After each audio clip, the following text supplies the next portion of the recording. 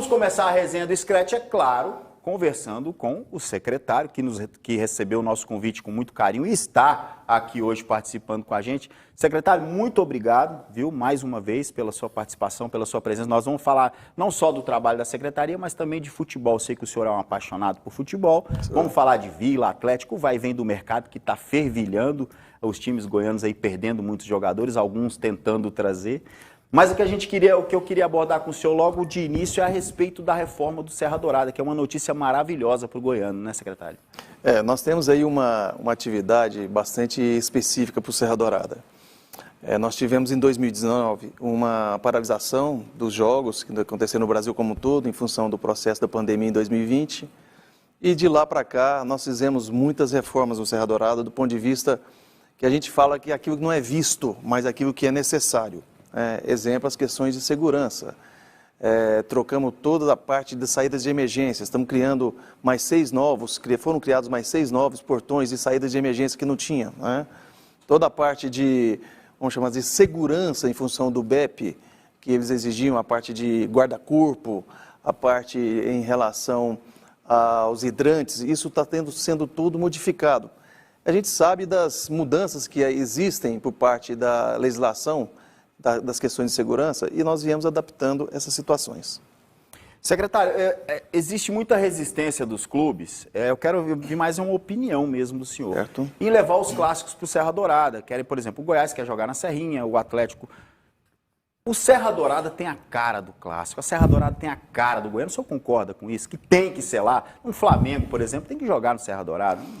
Nós temos aí algumas coisas para acontecer em 2022, né? Nós tínhamos a questão dos banheiros. Os banheiros são, na verdade, são 56 banheiros Serra Dourada. Como a gente não pode usar a geral mais, tá? Então nós temos 36 banheiros.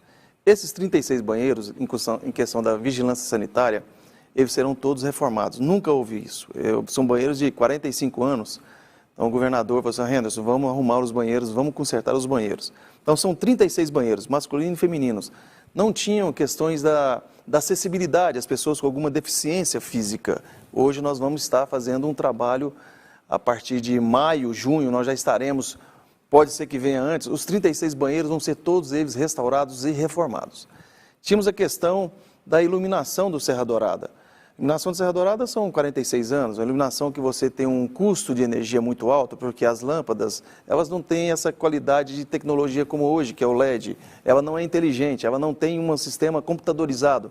Então, essas iluminações, a CBF nos exige algumas coisas, por exemplo, hoje são 850 lux, exigência de 2.500 lux, né? Então, enquanto nós não tivermos isso, nós não podemos trazer jogos da Série A e nem jogos internacionais. Ela deu um prazo para todos os estados, não é só o Serra Dourada, para todos os estados até março. Evidentemente, nós vamos adaptar essa situação desses jogos em relação a esses jogos mais, vamos chamar, vultuosos, mais pomposos, né? Então, nós teremos aí até junho, com certeza, a troca de toda a iluminação do Serra Dourada. Maravilha. Isso é um investimento muito alto, tanto os banheiros como a iluminação, em torno de 7 milhões, 8 milhões. Nós estamos fazendo o processo. O licitatório dos banheiros começa agora, final de dezembro, e a iluminação no início de janeiro. Então, é um processo muito grande. Agora, como a sua pergunta, Alexandre, como é que você vai fazer um jogo no Atlético, do Sul-Americano, quando for um jogo forte? Tem que ser no Serra Dourada, né? Como é que você vai fazer um jogo Atlético e Flamengo, ou então Vila Nova e Cruzeiro, Grêmio. Vila Nova e Grêmio? Tem que ser no Serra Dourada.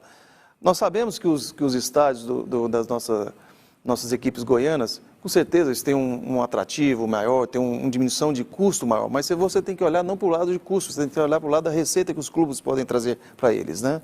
Então, nós vamos estar disponibilizando o Serra Dourada, com certeza, já para o Campeonato Goiano, logo de cara. Então, cabe à federação, cabe aos clubes entenderem que os clássicos poderão ocorrer, os clássicos goianos poderão acontecer no Serra Dourada perfeitamente a partir de janeiro.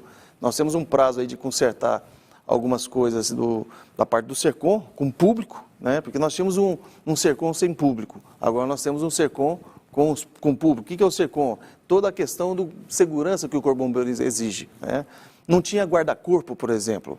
Então as pessoas elas poderiam ter alguma questão de insegurança em relação ao Serra Dourada de usufruir aquelas questões que é a arquibancada, ou a parte externa do Serra Dourada. Isso está sendo tudo adaptado para poder atender o público. Então, a gente tem uma previsão, a partir do dia 15 de janeiro, o estádio Serra Dourada estará totalmente disponibilizado para o público. Para a gente explicar para o pessoal de casa, guarda-corpo, o que é o guarda-corpo?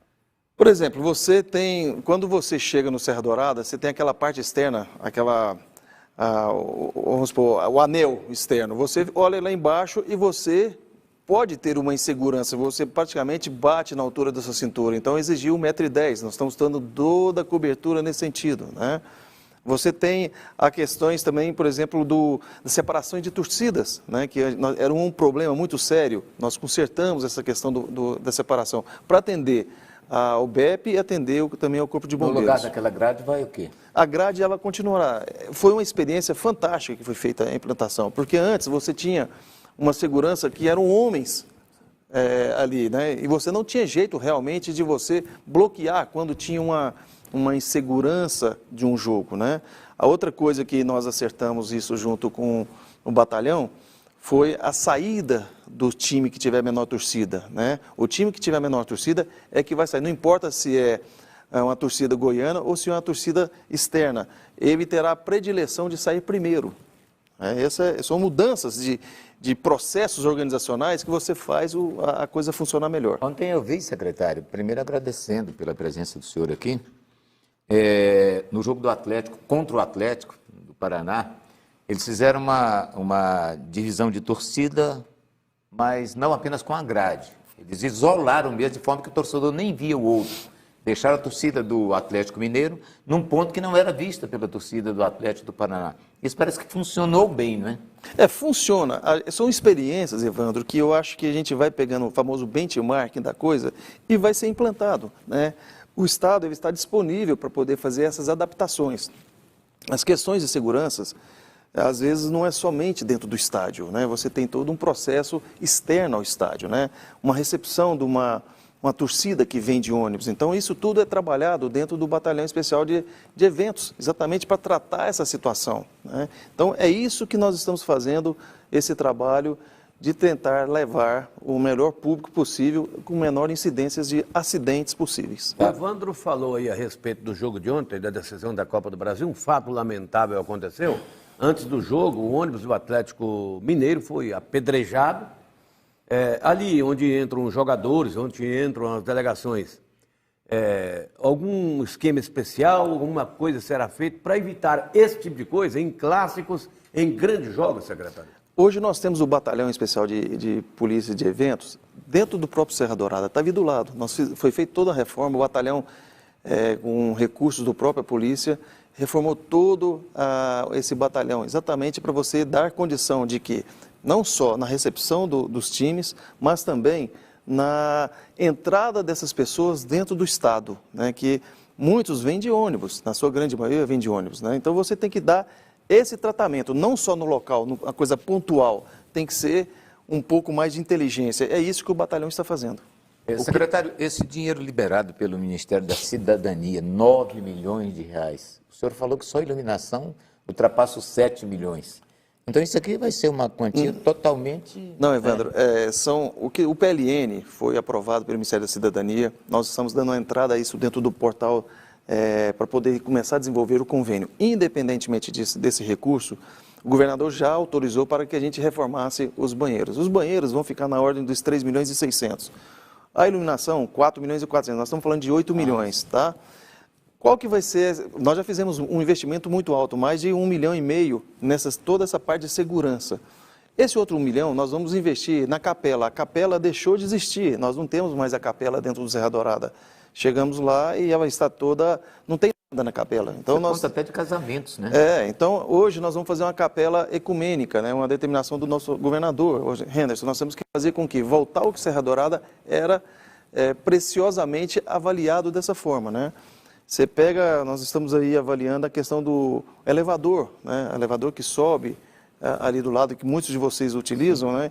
É um elevador de 35 anos, né? Então são coisas que nós vamos investir. E não para por aí, né? Nós temos muita coisa bela para acontecer no Serra Dourada. Para colocar no ponto assim, o senhor daria um tempo de quantos meses? Evandro, assim, eu não tenho dúvidas que os banheiros, maio e junho, nós estaremos todos eles reformados até antes, né? E a iluminação da mesma forma. Então nós teremos aí no campeonato, final do campeonato goiano, provavelmente nós já estaremos muita coisa realizada, né? E no campeonato brasileiro estará totalmente disponível para receber os grandes clássicos. A parte externa também está bastante abandonada, né, secretário? O senhor pegou a parte externa do Serra Dourada em pleno abandono. Rupert, o Serra Dourada é uma arquitetura de concreto, né? É uma arquitetura que hoje não se faz estádios ou arenas dessa forma. Então, tem outros projetos que vão ser desenvolvidos a partir de 2022, que nós traremos e discutiremos com a sociedade o melhor caminho. O Serra Dourada não pode ser enxergado somente com um palco do futebol, né? Eu costumo falar bastante isso, a gente conversou muito com o governador. Nós vamos ter aproximadamente 30 jogos, no máximo, Goiás, Atlético e Goiânia, e Vila Nova, melhor dizendo, campeonato na Série A e Série B, nos clássicos goianos também. Vão ter os outros 330 dias que nós vamos fazer com o palco dele, com um ativo totalmente fantástico, um lugar privilegiado do ponto de vista geográfico. Então nós temos que pensar no Serra Dourada com uma atividade totalmente diferente, não somente do palco do esporte, né? Nós temos aí previsto aí para o ano que vem mais 8 shows no estacionamento, shows de grandes vultuosidades, né? Então são coisas que a gente tem que transformar. Temos um Goiânia Arena ali do lado com 12 mil pessoas, né? Nós temos que transformar aquilo ali numa atividade onde a sociedade perceba aquele valor para ela mesma. É isso que nós estamos fazendo. O senhor falou Goiânia, o Rupert chega e esfriou o sangue. Então, ele falou de uma coisa importante aí, secretário, é do tempo do Evandro.